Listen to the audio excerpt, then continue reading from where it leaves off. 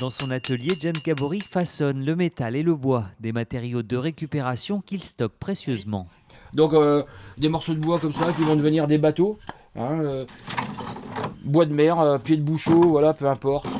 Ça peut devenir des membres d'animaux, quoi. Enfin voilà, c'est. Et puis après, réservoir de moto. Donc j'ai un autre stock un peu aussi, hein, un bout de bois naturel qui va ressembler.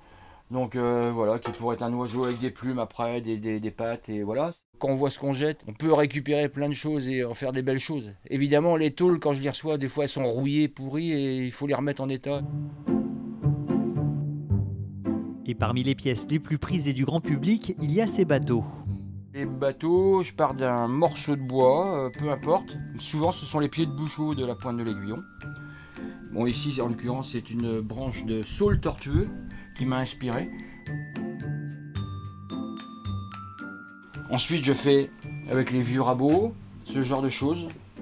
Donc, je pars d'une varlope, par exemple, comme ça. Enfin, les gens reconnaîtront, je suppose.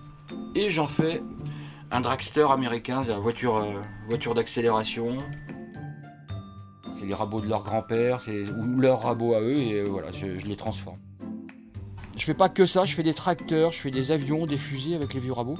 Voilà, j'adapte vraiment au goût du client, avec leur nom, leur surnom dessus, leur chiffre fétiche, peu importe, voilà, et je travaille vraiment à la demande, quoi.